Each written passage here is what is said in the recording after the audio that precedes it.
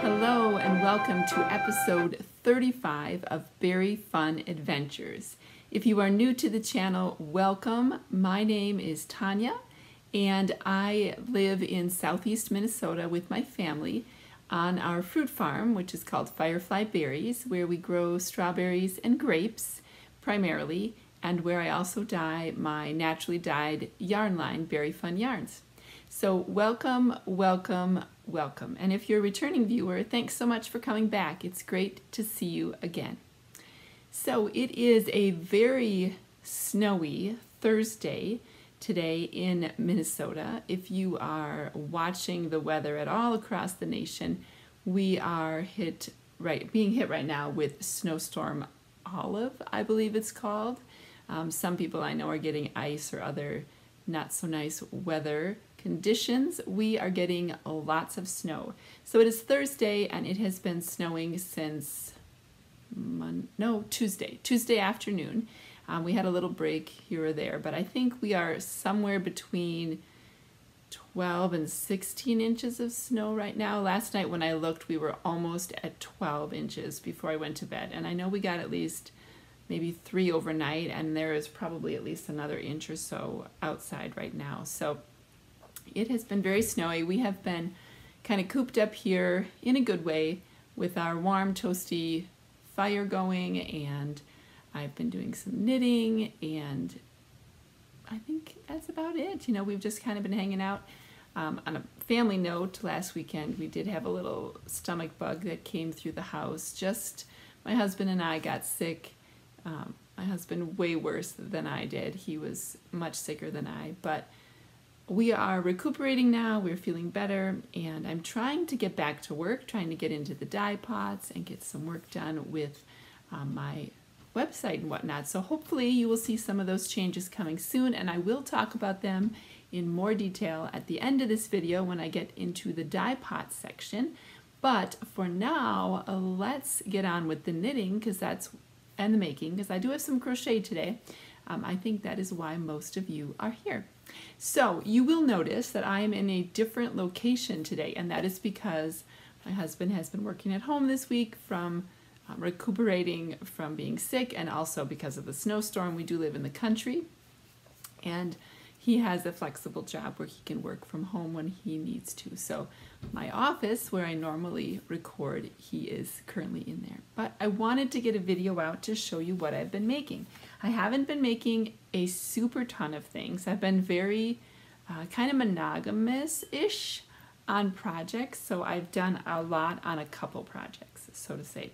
So since I came to you last, I actually cast on and finished 2 full pair of mittens, and one of them is actually a lined pair of mittens, so it's sort of like I knit 3 pairs of mittens. So let me show you those first. These are my finished objects.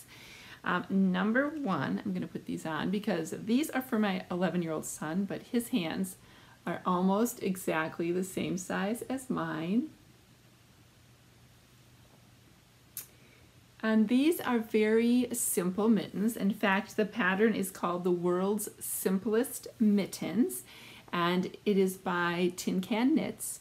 And these are knit out of my Berry Tough Sock yarn base. But if you recall, if you watched the previous video where I talk about how my son and I did some snow dyeing, he dyed his skein of yarn with Kool-Aid, and I did mine with natural dyes. So this is his skein of yarn that he dyed with Kool-Aid. Let me see. Oh, I think I have the actual skein here that I can show you what it looks like. So it was this. It had kind of a lot of red pops and orange, a little bit of blue. And he wanted me to hold that double with some Berry Fun Yarns mohair, which is this. This is a double berry milkshake. It is a very, very rich color. So this color is dyed with logwood and cochineal. Logwood is a bark that I get in and that I simmer the bark down to make my own concentrate. And sometimes, depending on, I think it probably is dependent on the weather, how dry it was during the season of when the barks were harvested. Sometimes it is a very, very dark purple that I get out of it, and sometimes it's not quite as dark. It can vary from super dark purple to like a beigey color, depending on how many times I simmer the chips and how strong the chips are.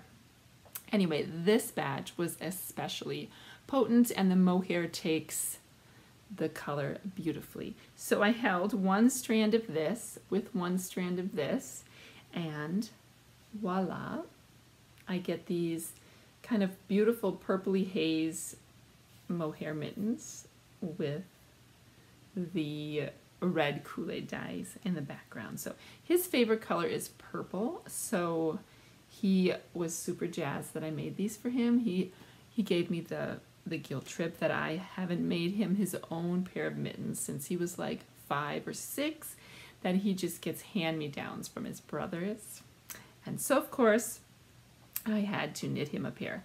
So these are knit on, so first of all, the Simplest Mittens pattern by Tin Can Knits is a free pattern on Ravelry, and it is a really nice pattern, as is all of their patterns. I really like how they do their patterns.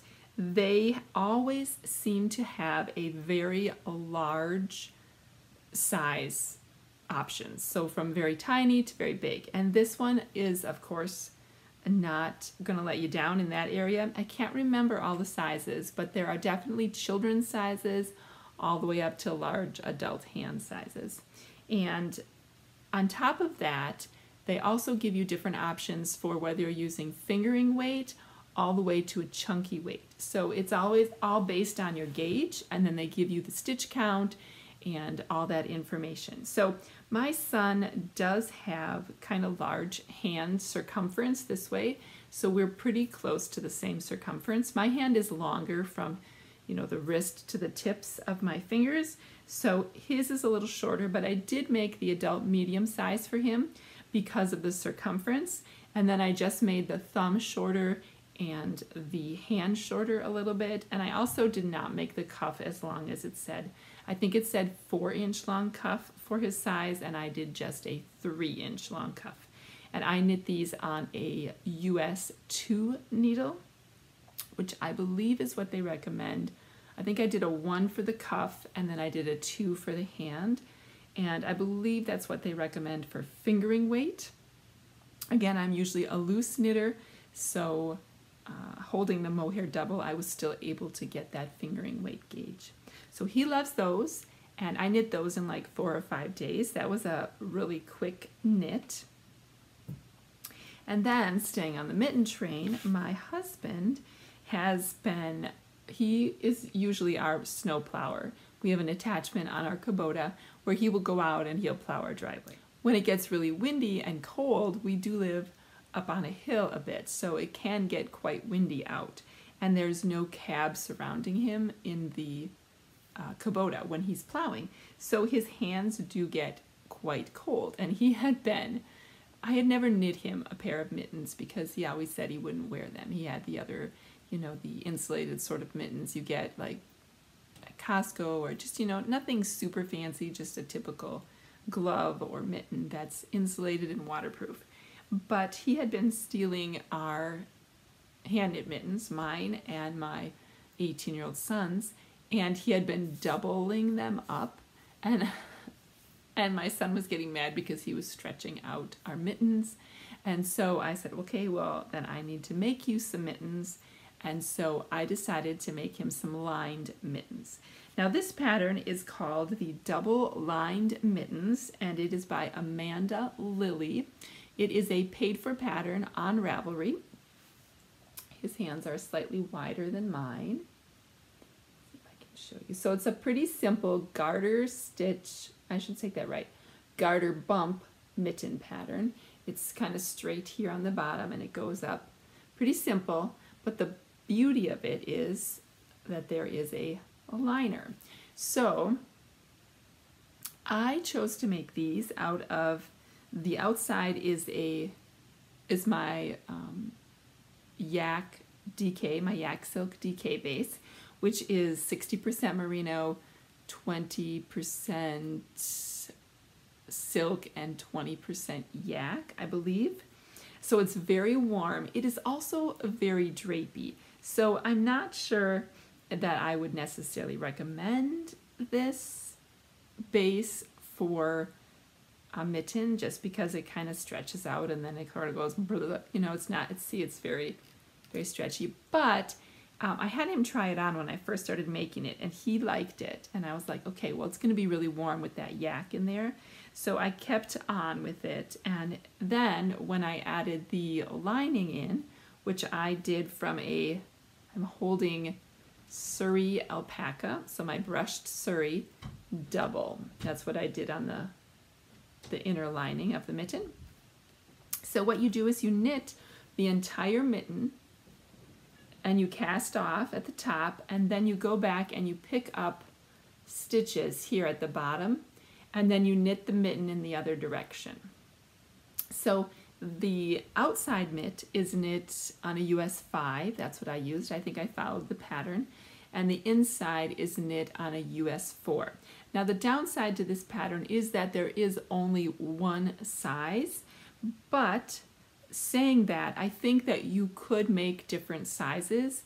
You could use different weights of yarn, so you could do a fingering weight outside and inside, and that would make the hand smaller, or you could do like a worsted or a chunky to make it bigger. And I would say it is pretty big the way it is. I mean, my husband doesn't have huge hands, but I would say is like an adult medium kind of size hand. So then once you get the full thing done, you just fold it in on itself. This I always feel like it's kind of tricky. I've always wanted to make lined mittens, but I was a little nervous about it because I was afraid, you know, the whole gauge thing. What if my inside is too big and it gets all bunchy? Nobody likes bunchy mittens on the inside. So I was kind of apprehensive to do that, but it seems to have turned out okay. I'm having issues putting it back together, so I'll work on that one after. It does take a little fiddling to get the thumb back in where it is, but once you have it in, then you have this nice super warm lined mitten, and then you have the outer layer. I think I could have knit this at a tighter gauge. You know, I say I'm kind of a loose knitter, and I knit this at the gauge that was recommended, or I should say not the gauge. I didn't check my gauge, to be completely honest. I had him try it on. That's how I checked my gauge. But I think if I would have knit this, gone down a needle size or two, it would have made it much denser and warmer as a mitten. But a good pattern overall. There was like, I saw like one area where the pattern designer forgot to put the difference for the left mitt versus the right mitt, but I was able to figure it out. And I didn't see any errata, I think that's what it's called, errata. I always get that word funky in my head. But I didn't see anything listed on the project or the pattern page. But yes, those turned out great. And I made those kind of, with the snowstorm coming, I knit way too long in a row. So towards the end, it kind of sucked the joy out of making them, because I knit them in a couple days as well, probably 3 or 4 days I made these. And yeah, that was a lot of knitting on the same project in a very short time. So that is it for my finished objects. Now, as far as works in progress, I have not worked on a ton. I have 3 things that I have worked on since I came to you last. 2 of them you have seen before, and 1 of them is a new cast on. So let me just show you the Crazy Selber Ball socks. So these I did just a little bit on. If you were watching the last episode, you will have seen me talk about this ball of yarn that I got at the Blue Heron Knittery in Iowa when I went on a girls' knitting weekend. And these, I did not get very much farther because here's where I was when I came to you last. And I just knit this right here. And the reason I stopped is because I think I have to do some measuring, but I think I'm at the part where I need to start making my heel flap, and I wasn't in the mood for a heel flap, so I was just sort of, you know, I put it aside. and did not pick it back up, but it's turning out really nice. I haven't decided if I want to use a different yarn for the heel. That was the other thing that kind of stopped me. My husband does, these are for him, and he's kind of rough on socks in the heel area. And so I was thinking that maybe I would try to put in something a little tougher, like a BFL or just a higher twist yarn, because this, though it is very pretty, is kind of a looser twist. So yeah, that is that. So those are my crazy silver ball socks. I got just a tad bit farther on. And then the other project that I have been working on, I have it here in front of me, is my granny stripe blanket. And I mentioned that I had started to do 1 row a day while I was watching my master class of last time when I came to you. And of course this morning I happened to stop in the middle of a row, but usually I finish a row. But I am getting so far on this, so this is probably a better indication of how far I've got. This, way down here, is where I was last time. You know, and I'm trying to do about a row a day. So 1, 2, 3, 4, 5, 6, 7, 8, 9, 10, 11, 12, 13. So that's, I'm doing about more than a row a day, because I've done 18 rows since I came to you last, which was 2 weeks ago. So you'll see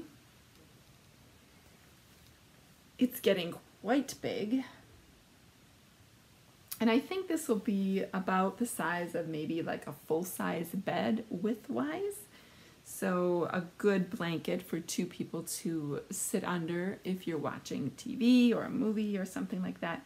And I'm just using a lot of pastels. I'm using 2 fingering weight yarns held together to create a DK weight. And the pattern that I'm referencing is the Granny Stripes pattern by Lucy of Attic 24.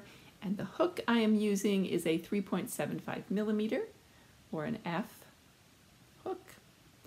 And yeah, I really do love this blanket. And I did a little math and figured out if I did 1 row a day, approximately, I would be done with this in mid-April. So that is exciting. I'm really, really excited to have this off the hook so that we can enjoy it. And there's just something so comforting about hand knit or crocheted blankets, especially when they have wool in them. I just feel like, I don't know, I just really love them. They just make me feel relaxed and cozy and warm, and yeah, just love that. So that's my second one that you have seen before. Now the one you haven't seen before is, you may notice if you are a longtime viewer, that I am once again wearing my Malin sweater, my Malin pullover by Isabel Kramer. And again, patches, I have not repaired the patch since last time. I have been wearing it sparingly, although you would not be able to tell because I am wearing it again today. But I have been not wearing it quite as much because I haven't had time to make patches or to mend this elbow, and I don't want it to rip out. But it made me realize that I have this one and one other one that needs repairing, and it made me realize that I really need more pullovers. So I cast on a new pullover for myself, and this is the Sunray pullover by Jennifer Steingass. Let me pull out my yarn labels so that I can tell you what I am using to make it. And this is a beautiful color work yoke pattern. Goodness gracious, this is really stuck in here. Here we go. And I am knitting the body. So the main color is a Lavender Loon yarn, and it is her non-superwash Roan Sport base, which is a 295 yards, 100 grams, and it is 75% Targhee, 20% Cormo, and 5% colored Merino Sport, and it's in the Evermore colorway. And here is where I am. This is so hard to show when you first start these because the needles, you know, you're kind of all wrapped in there tightly. So this is where I am. Whoa, yarn is falling. So this is the yoke up on top, and my yarn fell down. Here's the yarn, the lavender loon yarn. This is what it looks like by itself. And then for the color work, I'm holding together a mohair from, I think it's called Cotton Candy. It's a Very Fun Yarns, a very pale pink mohair, which, woo, I'm sure it's gonna blow out. And I'm holding that double with the other crazy Zelver ball that I purchased at the Blue Heron Knittery when I was in Iowa. So these are together.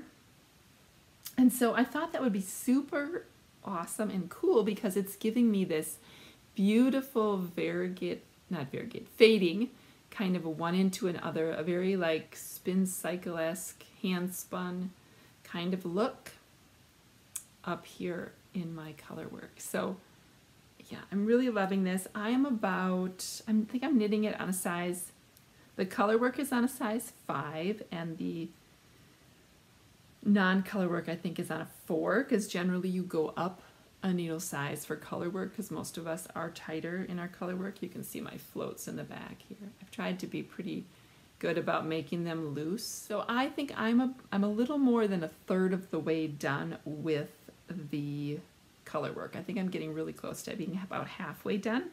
I think I have one more increase. I think I'm making the size 2 in the pattern, but it is going to be really, really pretty when it's done. And I think it'll be a nice staple in my wardrobe because even though it has this bright color here and it has some more of that color work on the cuff of the sleeve, it's in gray, and I think that will be really nice. I need another kind of gray sweater like this in my rotation, I guess is the word I was looking for. So yes, I'm really liking that. The Sonray by Jennifer Steingass. So hopefully next time I come to you, I will have made some good progress on that because I really want to wear it before it gets warm out. Granted, it's probably not going to get warm here until like April, so I do have some time, but I would really like to finish that. My bag is a Whimsy Stitches bag, but I think I need a little bit bigger bag for this because all my yarn is in there and it's not quite cutting it. Okay, so that's it. I really have not done a ton of different projects this time since I've come to you last. I'm trying to be really good about coming to you more regularly, but that means that sometimes I just don't have as much to share. But I do want, so if you're here just for the knitting and you're not interested in my Dyepots or Very Fun Yarns, thank you so much for coming, for stopping by, and I will hope to see you again in about 2 weeks with some more updates. But if you are interested in what's going on in the Very Fun Yarn Dyepots and in my business, I will fill you in here. So in the month of March, it will be the 6th year anniversary of me starting Very Fun Yarns and dyeing naturally here out at the farm with the plants that we grow. And now I've branched off into ordering in some dye stuff that I cannot grow. And I'm really excited about that. We have some really exciting new things coming to the shop. So right now, I know I said last time that I would be updating my shop regularly on Saturdays, but I've decided to hold off for the next couple of weeks to have one big update in March. I'm hoping right now the plan is for March 10th. We will see as the weeks go on if I am able to get all that I need to get done by then. But when I do have, it'll be either March 10th or it'll be the week afterwards. But I will definitely come to you again with a podcast before then so I can give you more details of what's going to be in the shop. But the plan is that I will have some new yarn colors and Very Fun Yarns. I've now teamed up with my mother, who is an excellent sewist, and she is retired, and my grandma, her mom, passed away this past summer, and she had been taking care of her because my grandma was still living in her own home. She was 92, I believe, and she lived around the block from my mom and dad, and so they spent a lot of time caring for her. But now that mom has some free time again, I asked her if she'd be interested in joining the Very Fun Yarns family as my sewist making project bags. So we will now be offering project bags, which is yay, so exciting. And I got my, so my mom lives about 5.5 hours from me. So I do see her, but not super regularly. So she had sent me a big box, actually 2 big boxes of sort of, I don't know what you'd call them, beginning kind of project bags, samples, I guess is the word I'm looking for, samples, ideas for sizes and shapes and all that kind of stuff. So a lot of those will be going into the update that I'm talking about on March 10th. And then we will be offering more as we start to develop exactly which sizes I want to do, I want to have her do, what sort of fabrics, that sort of thing. So I'm super excited about that, and I did not bring any project bags up here to show you. Oh, I do have one actually. This one she made for me. It was a sample, but this is a cute gnome bag with handle with tote, and then it has like a drawstring on the top here so you can pull it. So this was a sample. We decided the drawstring did not close well enough, so she did some tweaking for the next bag. But yeah, so we're having some totes like this, and then we'll also be having some regular zippered bags, some notion pouches, some needle cozies. So there'll be lots of different things in there. And primarily, I mean, I'm open to suggestions if anybody has a suggestion for types of bags you like to see, but they'll be primarily in the theme of nature and animals and that sort of thing, kind of going with my natural dyed yarns. And then I do hope to, I don't know if I'll get to it before March 10th, probably not, but I do hope to dye some fabric and then have my mom turn those into project bags. So many exciting things coming over the next 4 to 6 months. So be sure to keep watching here. Follow me on Instagram. I'm Very Fun Mom over there. Or you can also, for sure, subscribe to the newsletter, which the link is below, and you will get all the updates on that, including any special sales or promotions or things that are going on. And I try not to send out a newsletter for the business more than once a month or once every 3 weeks. So it's not like you'll be getting tons of emails from me. Just sort of regular updates to keep you updated on what's going on with me. So I have been working a little bit in the Dyepots, and a lot of that I'm going to keep to show you next time before I post it online. But I did want to show you my first try at the alpaca yarn.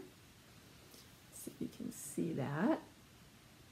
This is some of the local alpaca that I was telling y'all about that I purchased right before Christmas, I think, from a local alpaca farmer.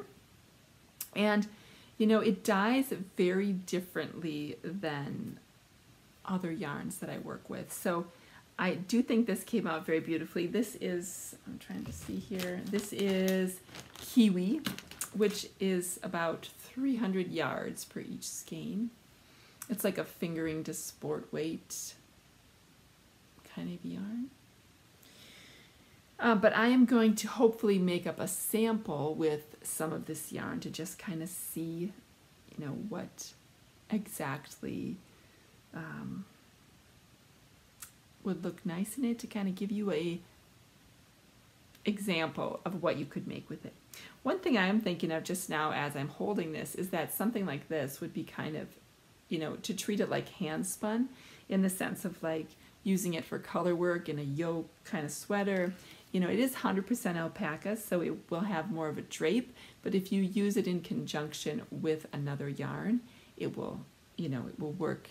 It won't be quite so drapey, so you don't have to worry about it stretching out and then not remembering anything about how it's supposed to look, you know, getting too saggy. The alpaca yarn does not have quite as much memory as a wool yarn does, so that's just something to keep in mind. But I think that one turned out pretty good, and I will be working on more of those, and you will see those coming to the shop hopefully soon. So I think that's it. We're short and sweet today, and I hope that, wherever you are staying warm and cozy, and that this storm system Olive is not wreaking havoc too much on your daily activities and the things you're doing. But until next time, I hope you have so much fun doing all the making, and I will talk to you soon. Bye, everybody.